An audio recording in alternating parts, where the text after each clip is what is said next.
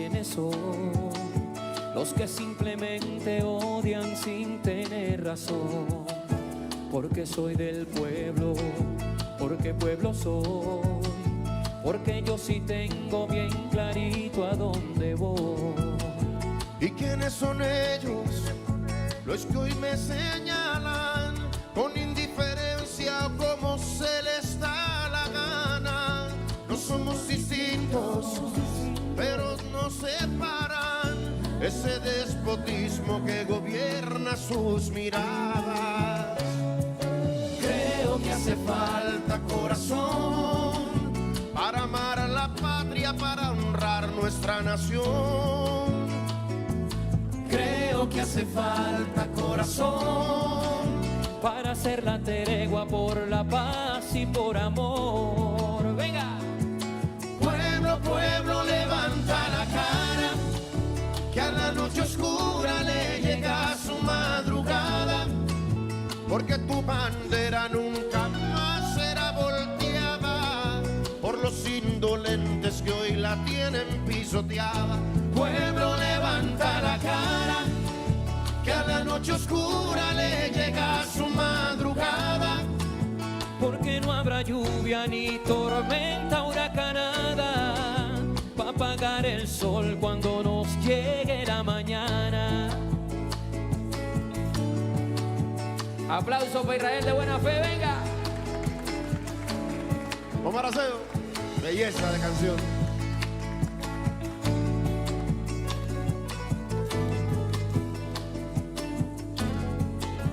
Tuvimos un sueño, Fue la libertad la que a nuestro pueblo le dio la capacidad de ser soberano para decidir por qué, dónde, cuándo y cómo es que quiere vivir. creo que hace falta entendimiento para erradicar el odio que estamos viviendo. Creo que hace falta sentimiento para comprender que juntos seríamos perfectos. Todo el mundo con el coro, venga.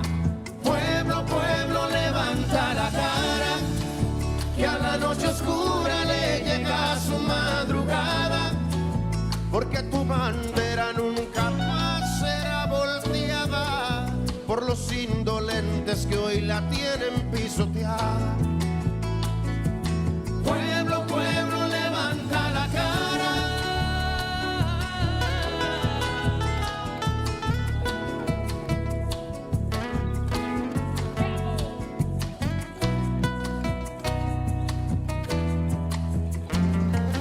Pueblo, pueblo, levanta la cara, que a la noche oscura le llega su madrugada, Porque tu bandera nunca más será volteada por los indolentes que hoy la tienen pisoteada. pueblo, pueblo, levanta la cara, que a la noche oscura le llega su madrugada, porque no habrá lluvia ni tormenta huracanada para apagar el sol cuando nos llegue la mañana.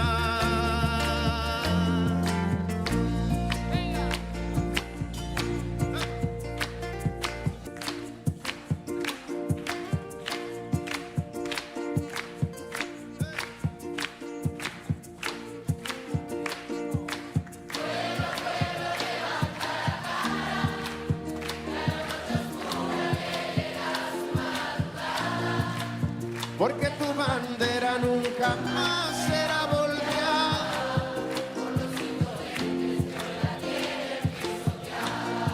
¿Cómo es?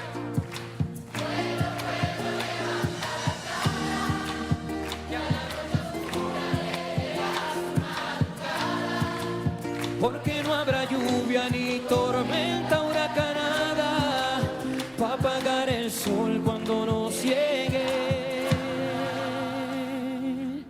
la mañana.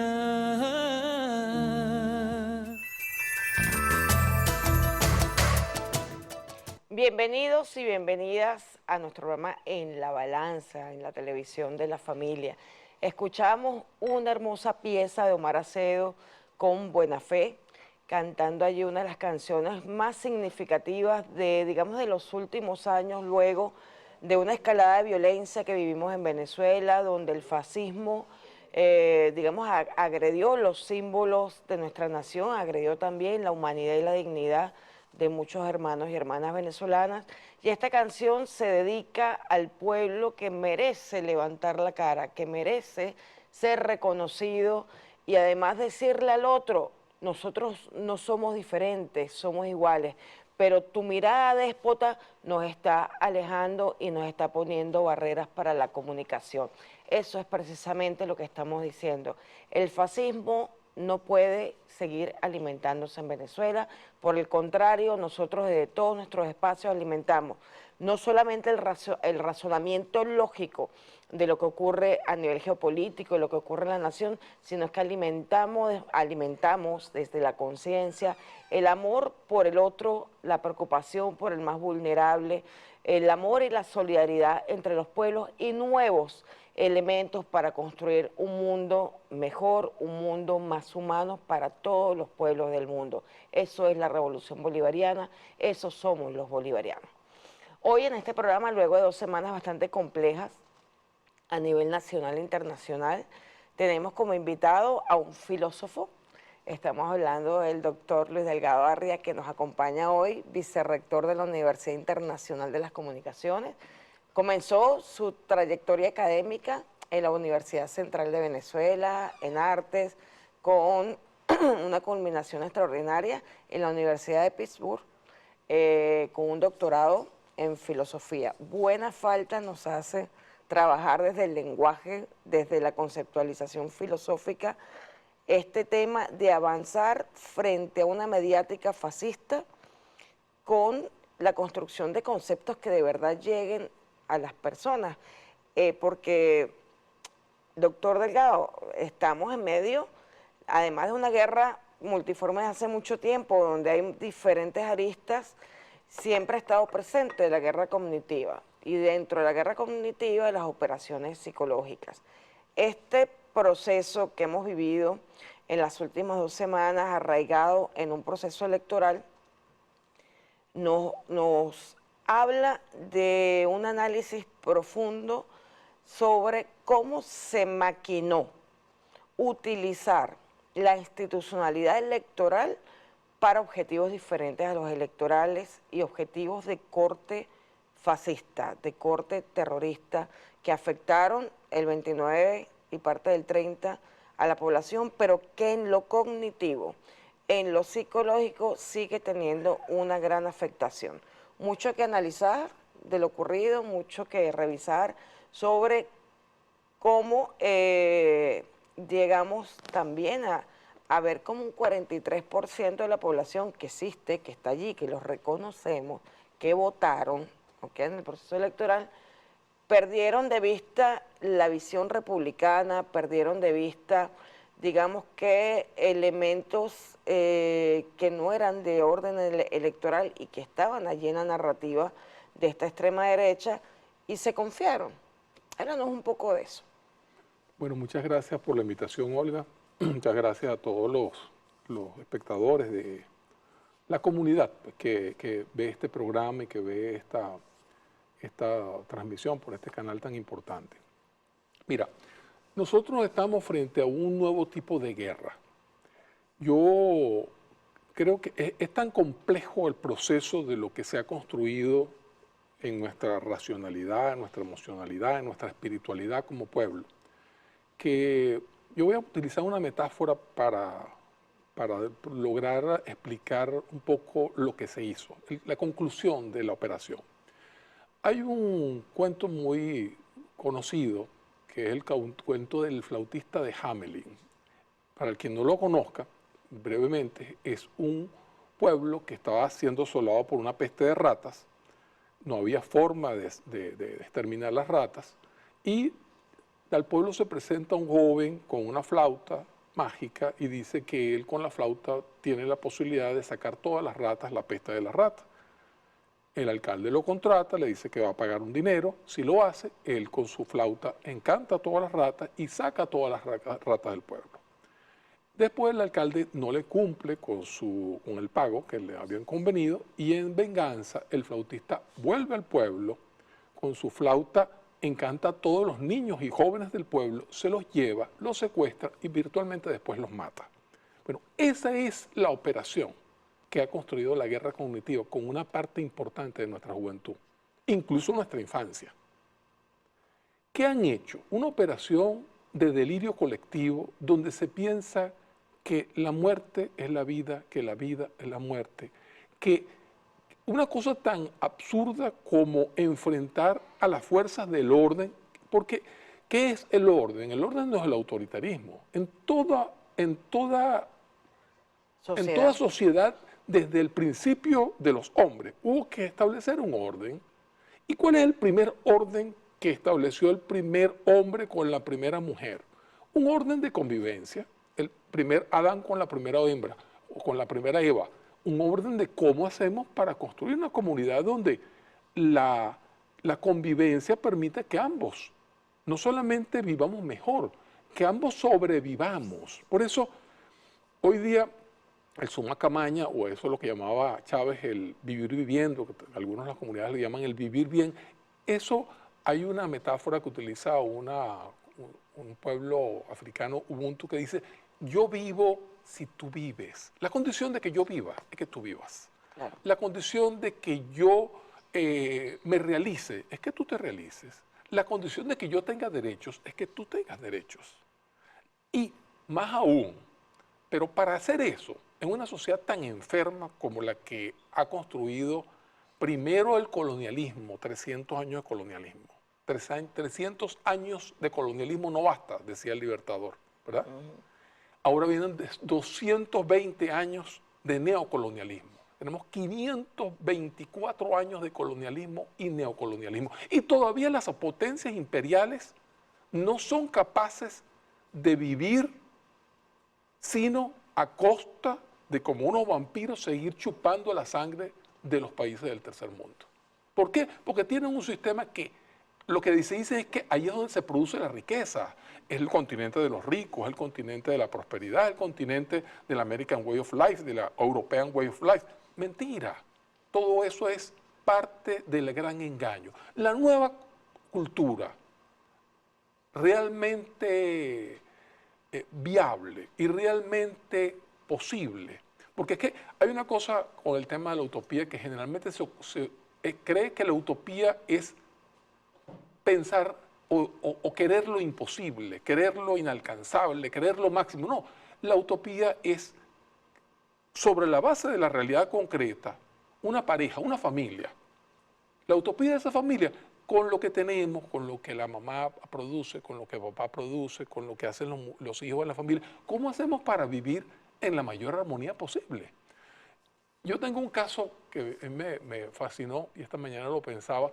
Nosotros fuimos 6 hijos, mi madre y mi padre, y mamá con tantas ocupaciones, ya cuando nosotros éramos ya adolescentes, inventó un sistema que es que todos los días uno de nosotros hacía el almuerzo. Éramos 6, entonces uno el lunes, otro el martes y hasta el sábado, ¿verdad? Entonces, cuando me tocaba a mí, yo que en esa época era medio vegetariano, hacía comida, pero vegetariana. Todo el mundo se quejaba, pero cada quien, el día que le tocaba, hacía la comida que le parecía más sana, la comida que sabía hacer mejor, y así de esa manera construimos una comunidad entre los hermanos. Mi mamá cocinaba los domingos, ¿verdad?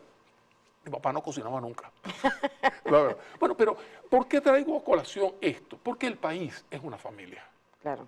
El país no puede haber en una familia ni en un país un proyecto que es yo me realizo sobre la base de tu que destrucción. tú te destruyas, de que tú pierdas tus derechos, de que yo te persiga.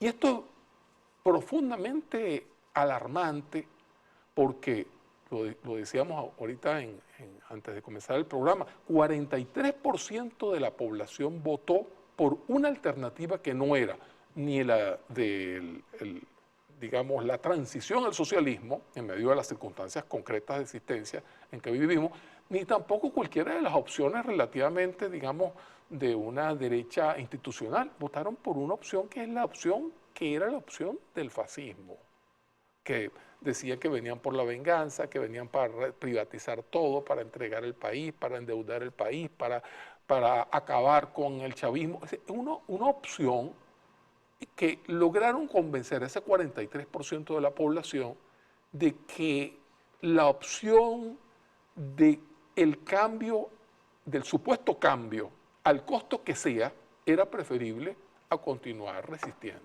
Entonces, eso es importante. Nos tenemos que ir a un corte, profesor, pero ciertamente queda para el próximo segmento algo muy importante. Ese 43% no vota consciente sobre el programa, digamos, fascista que se estaba presentando. Vota porque hubo una manipulación de la percepción de la realidad y una manipulación de las emociones. Eso lo vamos a conversar en el próximo segmento. Nos vamos con En la Balanza.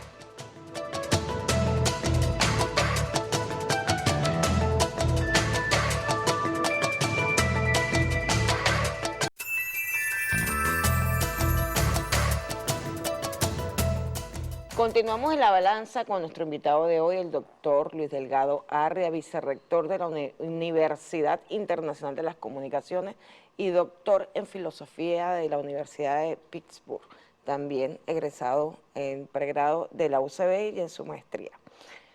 Yo quisiera tomarme, doctor, unos minuticos para tocar un tema, para hacer un resumen de lo que aconteció. Nosotros en este programa, En la Balanza, veníamos ya denunciando desde la narrativa de la extrema derecha cuál iba a ser el desenlace, ¿okay? Con diversos invitados en diferentes programas durante varias semanas contábamos lo que iba a ocurrir, contábamos que en la narrativa el tema de obtención de votos o victoria por el voto no estaba presente en la narrativa, sino que en la narrativa estaba presente que una vez que concluyera el acto electoral se iba a salir a las calles a defender la voluntad del pueblo y que las Fuerzas Armadas tenían que respetarla.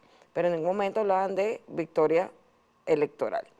Estaba claro que estaba preparándose un escarceo en los centros de votación.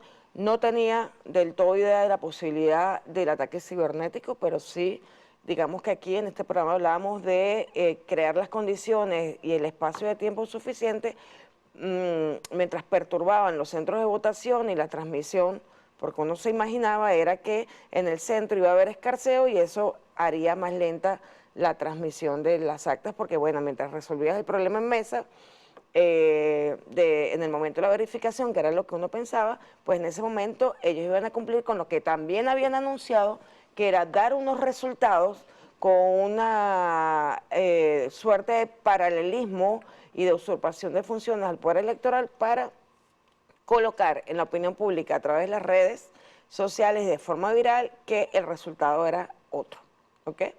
Otro, me refiero, paralelo al resultado oficial, que es el que da el poder electoral. Se intentó desdibujar la institucionalidad democrática, no es la primera vez, en diversas oportunidades. En el caso, por ejemplo, la autoproclamación de Guaidó también se desdibujó, se intentó desdibujar el Estado constitucional y todo el ordenamiento jurídico, y de forma delirante se crea una situación paralela que no se ajusta a la realidad del Estado, ni a la realidad normativa, ni siquiera a la realidad de la percepción que tiene la mayoría del pueblo. Esta vez lo volvieron a hacer. Inmediatamente empezaron con el tema de dónde están las actas, y dónde están las actas, y dónde están las actas, haciendo además creer no solamente a parte del pueblo venezolano, generar la incertidumbre, la duda, sino también de la comunidad internacional, que aquí existen digamos que un problema con el tema de las actas de escrutinio. No, aquí el sistema, como lo hemos dicho infinidad de veces, es 100% automatizado, y los resultados que se publican cuando las condiciones en el marco de la paz son normales, se publican primero como una actuación graciosa del Poder Electoral, porque la ley no lo obliga, lo publica en la página web y luego entre los 30 días como lo establece la ley. Aquí se habló de que el Poder Electoral tenía que publicar las actas en 48, 72 horas. Y eso es falso, la ley no establece en ninguna parte que el CNE esté obligado dentro de las 48 horas, 72 a publicar ningún resultado. Tiene 30 días para publicarlo en Gaceta Electoral. Ahora bien, ¿qué pasaba? Usaban la norma de las 48 y 72 horas que establece que el Poder Electoral, tanto la Junta Nacional Electoral como las juntas regionales, en caso de elecciones donde se haga la totalización a nivel regional, por ejemplo en las parlamentarias o en las de gobernadores y alcaldes, tiene 48 horas para realizar el proceso de totalización. Realizar el proceso de totalización es que arranque el proceso de totalización, ¿okay? Con la idónea culminación de los resultados dentro de las 48 horas. Situación que cumplió de más el Poder Electoral, porque tanto en la madrugada del 29 como en el transcurso del 29 y 30 se dieron el primer boletín, el segundo boletín, se adjudicó el resultado y se proclamó el candidato que el sistema automatizado adjudicó como tal. Aclaro esto porque todavía he visto en las redes que siguen trabajando el tema, mintiendo sobre lo que establece la Ley Orgánica de Procesos Electorales y lo que establece el Reglamento de Procesos Electorales.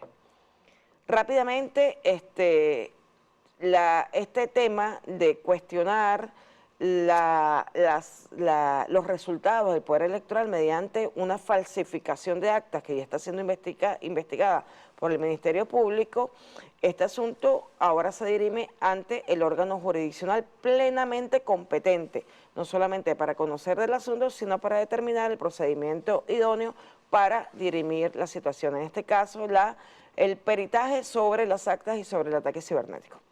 Dicho esto, continúo, porque tenía que decirlo, no tuvimos programa en 2 semanas porque este canal estaba atento a las Olimpiadas, pero ya volvimos a digamos que a la programación regular. Bien, doctor Delgado, estábamos hablando que, claro, toda esta situación ocurre porque se hizo un trabajo previo de guerra cognitiva. Genera una expectativa que va a garantizarme la frustración necesaria para activar el mecanismo terrorista a través de los comanditos y de grupos financiados por los comanditos, que eran grupos fuertemente armados, ¿ok?, para generar un proceso de desestabilización y que fuera justificado de alguna manera por parte de ese 43% que no es terrorista, pero que se confundió, que fue tocado en lo emocional por la campaña y la guerra cognitiva, y que podían a lo mejor justificar en el momento, digamos, el llamado del fraude y salir a la calle. Háblame un poco, porque es importante que se avance sobre cómo fue la operación psicológica a nivel emocional y a nivel cognitivo. Bueno, este tema está en el primer orden de las complejidades de gobernabilidad de todos los países del sur mundial. Es decir, Venezuela es el globo de ensayo, el experimento con humanos más meticuloso, más perfecto, más acabado que ha construido el imperialismo para controlar un pueblo insumiso, irreductible, como ha sido demostrado el pueblo de Venezuela, no solamente ahora. Oye, hay que saber, el pueblo más insumiso y que le costó más gobernar, más controlar, más dominar a los españoles fue el pueblo caribeño de Venezuela. Fue el cacique más importante de toda América, fue Guaycaipuro. No fue el otro, fue Guaycaipuro, resistió durante 70 años consecutivos, cuando hubo en México y otras partes de supuestos, digamos, altas culturas, fueron controlados en cuestión de meses. Aquí nosotros fueron 70 años. ¿Por qué? Y después, ¿por qué la liberación de América, la independencia comienza por Venezuela con Simón Bolívar, con Simón Rodríguez, con toda esta, digamos, playa de héroes y heroínas? Y después, ¿por qué continúa con Chávez? Algo está pasando, y no solamente son los líderes, el pueblo que acompaña a esos líderes, ¿Qué es lo que está pasando aquí? Algo que el imperialismo ha utilizado todas las armas, todo el arsenal de guerra convencional contra el pueblo. Lo único que ha faltado es lanzarnos una bomba nuclear. Y no la lanzan por otras razones, que podemos hablar en otro momento. Pero en todo caso, ¿la guerra cognitiva qué es? La guerra cognitiva es una nueva modalidad de guerra que no es guerra ni de primera, ni de segunda, ni de tercera, ni de cuarta, probablemente de quinta o sexta generación. Hay estudios de, digamos, lo que llaman las ciencias cognitivas, estudian cómo hacemos los seres humanos para conocer. ¿Y qué descubren? Nosotros tenemos una dimensión donde, por medio del cual percibimos la realidad. Yo te percibo a ti, ¿verdad? Veo tus colores, tu gestualidad. Después tengo, aparte de la percepción, está la atención concentrada. Yo tengo que concentrarme en la pregunta que me hace. Después viene el procesamiento inteligente de la pregunta para poder dar respuesta, ¿verdad? Después viene la memoria para yo memorizar todo lo que ha sido los aprendizajes históricos que yo... Y después viene el ejercicio de la voluntad para la acción. Todo eso está en la dimensión de lo que llaman las teorías cognitivas. ¿Qué han hecho ellos? Ellos han buscado hacer que nosotros percibamos la realidad de una manera invertida, al revés, de cabeza. Que nosotros procesemos de una manera defectuosa lo que está sucediendo. Que nosotros, evitar que nosotros vayamos a nuestra memoria histórica, que es una memoria de héroes, es una memoria de valientes, es una memoria de gente afectuosa, amorosa, que es profundamente imbricada con la familia, profundamente imbricada con la sociedad. Todo eso, y por supuesto también afectar nuestra capacidad de procesamiento inteligente de toda la totalidad concreta que nos hemos enfrentado, y después la acción con base en la voluntad, la acción de resistencia. Eso es todo lo que nos han atacado. Entonces, pero ¿cómo han hecho esa operación? Fíjate, hay un concepto que maneja un señor llamado Frank Hinkelamert, un alemán devenido centroamericano, que es considerado el Marx del siglo XX. ¿Qué decía él? Mira, hemos descubierto una nueva ley antropológica. ¿Cuál es?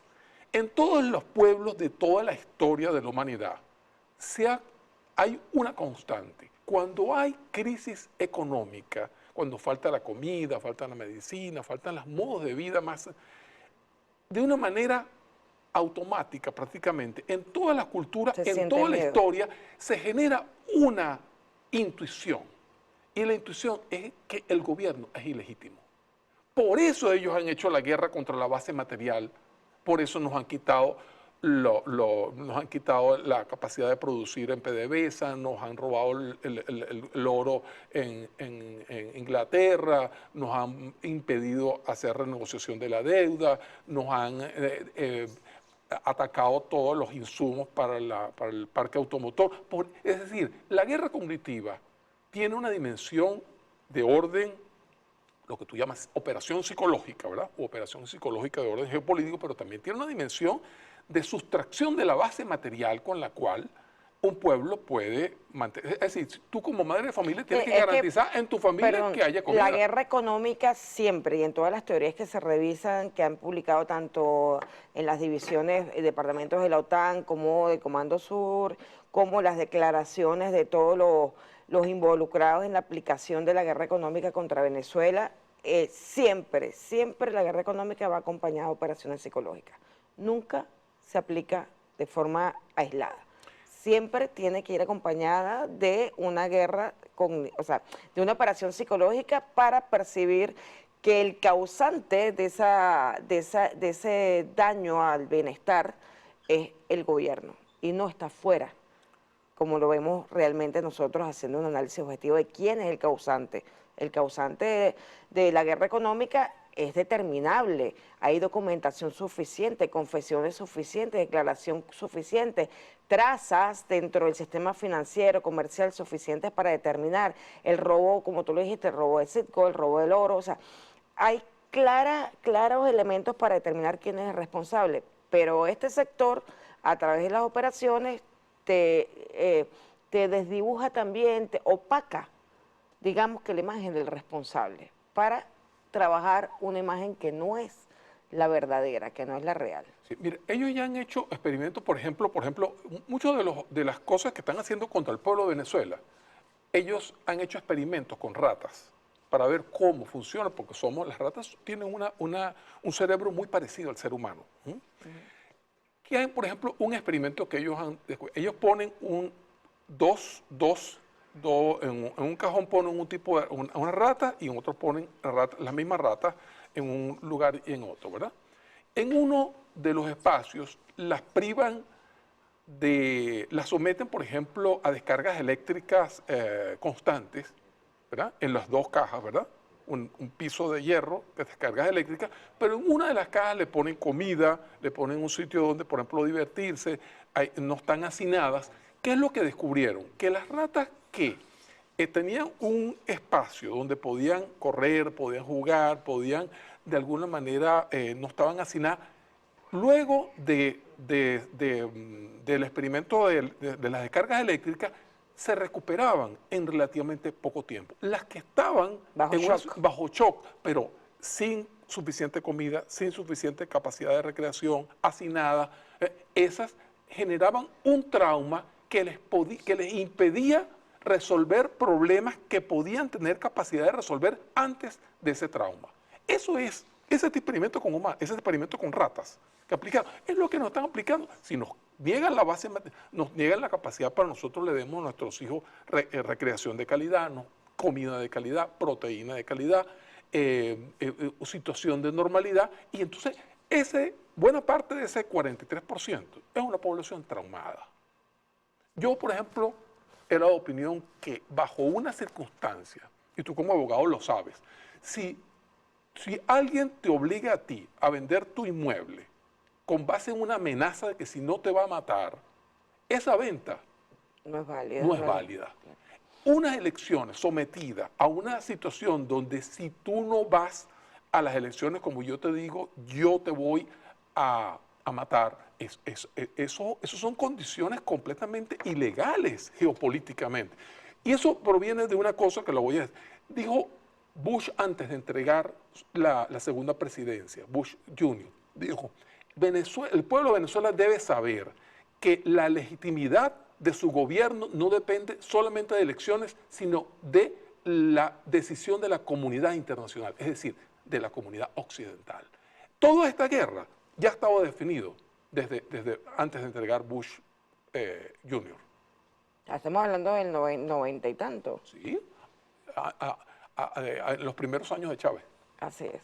Nosotros vamos a ir a un corte, doctor Delgado, y volvemos entonces con nuestro invitado especial de hoy, analizando lo que ha significado la guerra conectiva en Venezuela y dando elementos para la comprensión de lo que vamos a ir venciendo.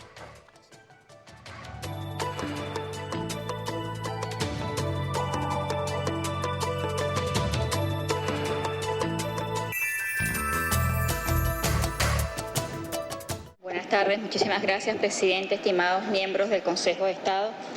Presidente, este es un proceso que está en pleno desarrollo, la investigación, y que estamos en este momento igual sufriendo los ataques cibernéticos que han ido direccionados a diferentes plataformas de la República, plataformas que prestan servicios vitales para la cotidianidad de nuestro pueblo venezolano. En la primera lámina mostramos, presidente, las instituciones que han sido principalmente atacadas desde el 28 de julio, como puede ver, los servicios que presta la Presidencia de la República, el Consejo Nacional Electoral, el CENIAT, nuestra empresa máxima de telecomunicaciones CanTV, PDVSA y otras instituciones del Estado.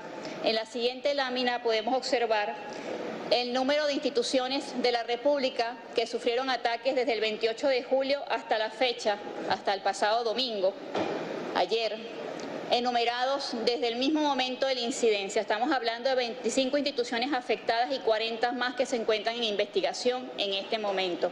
Contamos con el apoyo de los directores de tecnología de cada una de las instituciones, a saber, ministerios, entes del Estado, empresas, alcaldías y gobernaciones, así como instancias privadas y empresas de telecomunicaciones, medios de comunicación también. Entre los ciberataques podemos notar que el 65% de los ataques fueron del tipo de negación de servicio, afectando los servidores de las instituciones del Estado y los enlaces internacionales por los cuales nos servimos del Internet para la República.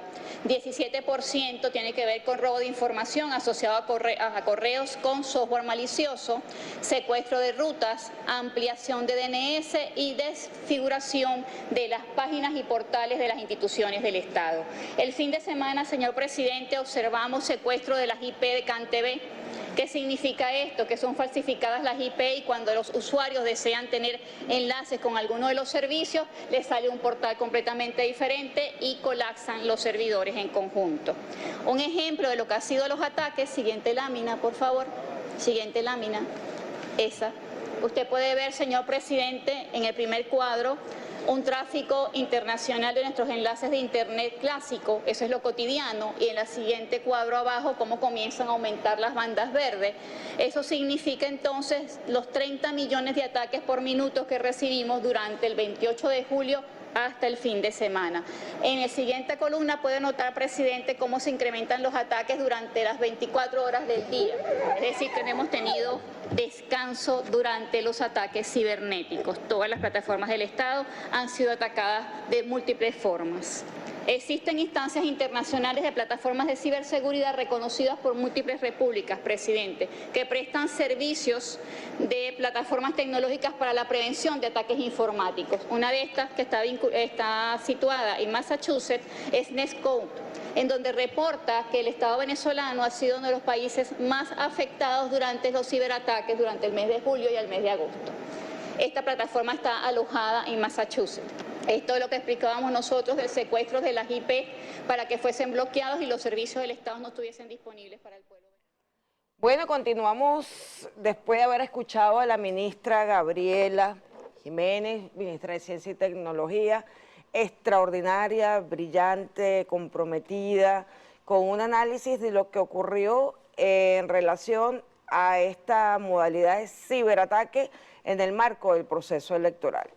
2 semanas, del 28 de julio hasta el momento que reporta la información, Venezuela ha sido víctima de 30 millones de ciberataques en sus diferentes modalidades, como lo dice ella, de configuración de IP, de negación de servicios, software maliciosos, y han cargado todo el tránsito, el tráfico de las plataformas que enlazan a Venezuela con toda la plataforma de Internet internacional. ¿Qué ocurre con esto? Bueno, la caída de páginas fundamentales en Venezuela, ministerios, sistema patria, bancos, instituciones a las que uno acude permanentemente, la plataforma BENAP, que también nos la quitaron incluso del Play Store. Todo esto conduce a que el pueblo venezolano sienta malestar, sienta incertidumbre. Se generó, por supuesto, la opacidad, sobre todo por esta campaña de desconocer al poder electoral, esta campaña de que no se habían publicado los resultados, que no se había hecho la transmisión, cosa que fue falsa porque se hizo la transmisión, se totalizó en el momento, se publicó dentro de lo que establece la ley, pero la campaña era generar esta incertidumbre para colocar en el imaginario colectivo que había otros resultados. Aquí podemos ver las instituciones atacadas diversas, el SAIME, Banco Central de Venezuela, Banco de Venezuela, Asamblea Nacional, Tribunal Supremo de Justicia, justo en este momento que se está llevando adelante, digamos, un contencioso electoral que es de interés para toda la nación. O sea, estamos acompañando, digamos, están acompañando esta operación psicológica de elementos reales que generan incertidumbre, que es la falta de conectividad. ¿Ok? La falta de conectividad para los servicios que a diario sirven a la cotidianidad del venezolano. ¿Okay?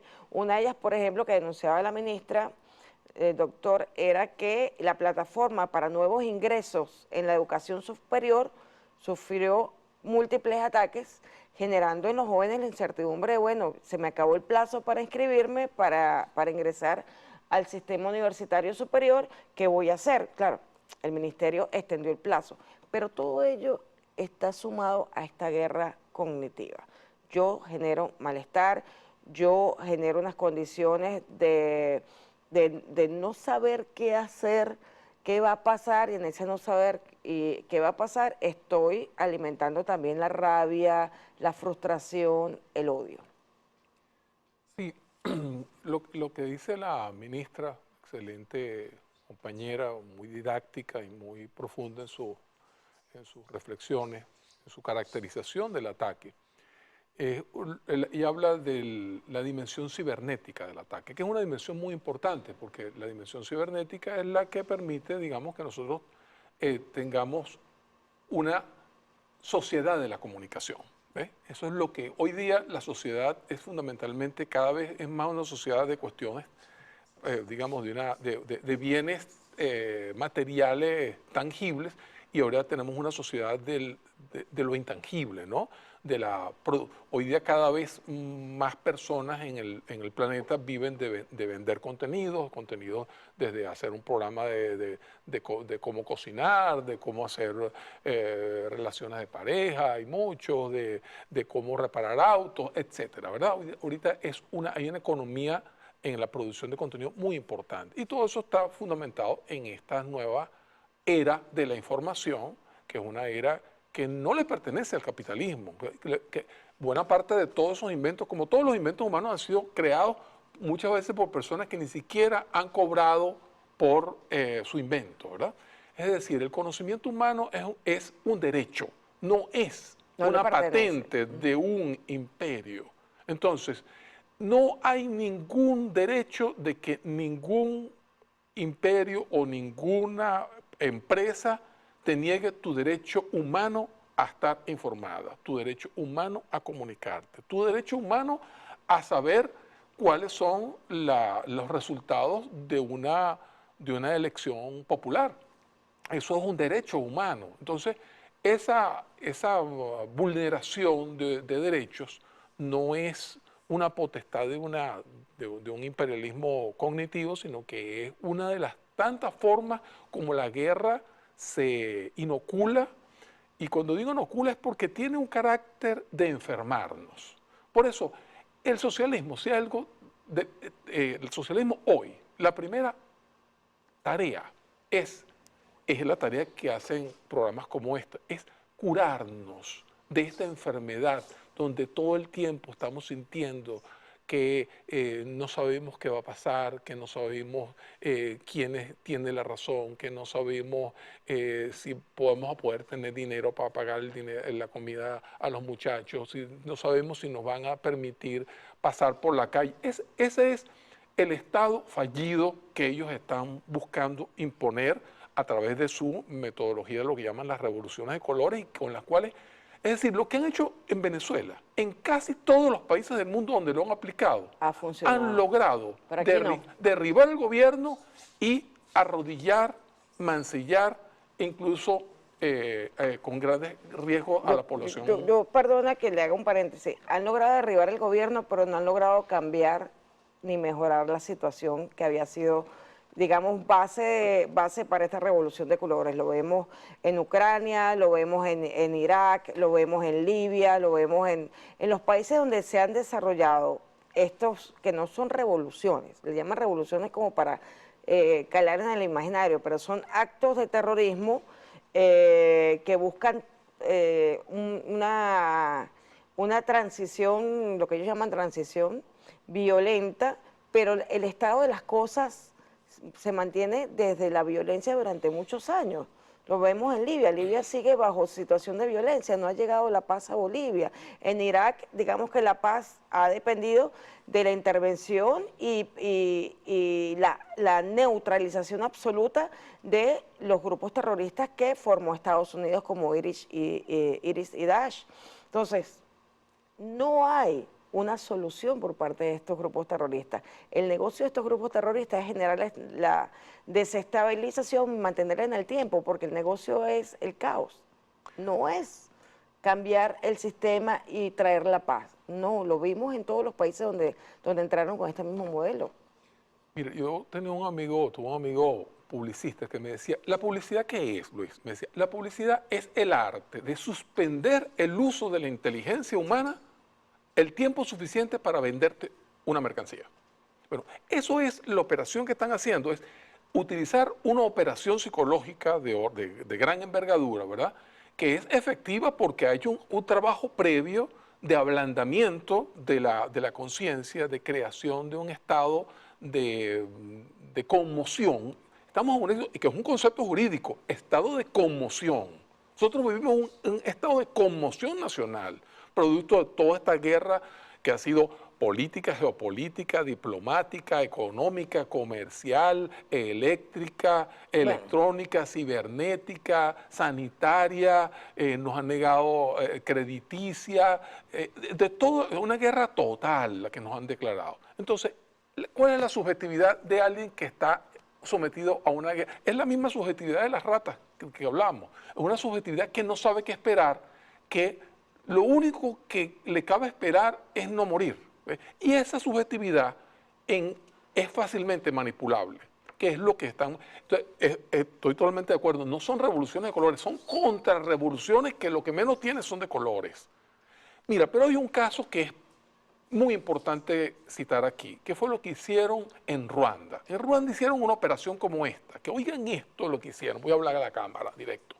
En un pueblo en donde prácticamente no había armas de fuego, lograron colocar a una parte de la población y a otra en una situación de guerra civil donde en un poco más de un mes se mataron unos contra otros casi 1 millón de ruandeses. Hermanos mataron hermanos, primos mataron a primos, madres mataron a sus hijos. Esa cuestión absurda que hicieron, eso lo hicieron a través de una operación de esta naturaleza. Por eso, a través de mensajes qué de radio. importante que el presidente haya asumido una actitud vertical de suspender, de detener esta operación, porque esto pudo haber resultado en una situación donde se sale de control, ¿verdad? Cuando allá hay una parte de la población que dice, me están matando a mi gente, y empieza, entonces se producen unos efectos que son imposibles de detener. Entonces, esto es algo que hay que llamar a la sensatez, porque cuando la caja de Pandora del odio se desata, no hay forma de pararla.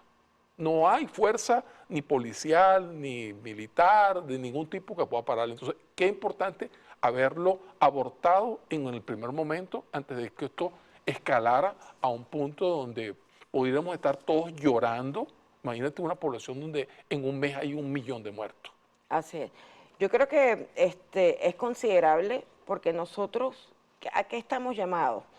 A que se haga justicia. O sea, ¿qué hace la justicia en la República? La justicia es el mecanismo que tiene toda república para corregir, digamos que las distorsiones del poder, de cualquier forma de ejercicio del poder. En este caso, el poder a través del control de las mentes, el poder, en este caso, a través de la violencia y el terrorismo, intentar asaltar el verdadero poder, que es el poder político, pues la justicia tiene que corregirlo, corregir todas las conductas, castigar todas las conductas que estuvieron involucradas en esta operación terrorista, porque es terrorista, de intentar asaltar el poder político, ¿ok?, con fines distintos a los republicanos. Porque si hubiese una insurrección, como lo hubo antes en el 99, donde en una Venezuela que la Constitución no tenía mecanismos democráticos para dirimir problemas que se plantearan, se podía justificar una insurrección, ¿ok? Pero en este momento, con una Constitución como la del 99, con múltiples mecanismos democráticos, no solamente por la vía electoral, mecanismos de participación directa, los referéndums consultivos, las diferentes jurisdicciones que se ampliaron, la creación del poder moral, la Defensoría del Pueblo, o sea, hay múltiples espacios para dirimir cualquier conflicto. La violencia no se justifica en el marco de la Constitución bolivariana del 99. No se justifica tampoco cuando se ha traído de vuelta el pensamiento de Bolívar, la lucha antiimperialista, la posibilidad de construir un mundo una región de paz, seguir alimentándolo, porque somos una región de paz.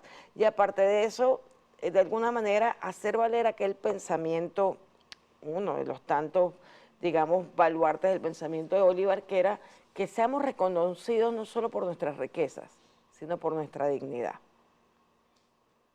Bueno, realmente hay que decir una cosa muy importante. Venezuela es el primer país del mundo que derrota una guerra cognitiva de sexta generación.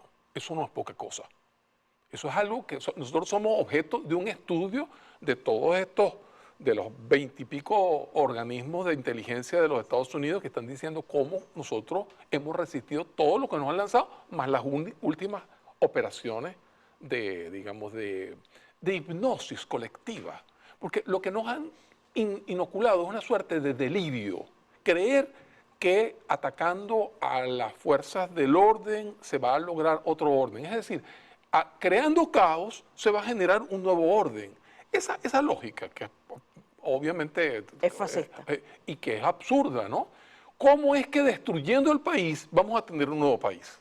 O sea, aplícalo a tu familia. Tú llegas a tu casa y destruyes toda tu casa y destruyes todas las relaciones con tu familia y así va a salir algo mejor.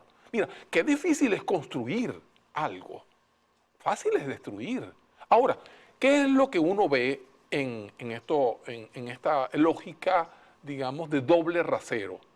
Cualquiera de estas personas que participaron en cualquiera de estas operaciones hacen el 1% de lo que hicieron aquí, lo hacen en Estados Unidos y tienen no solamente una pena grave, tienen pena de muerte por terrorismo.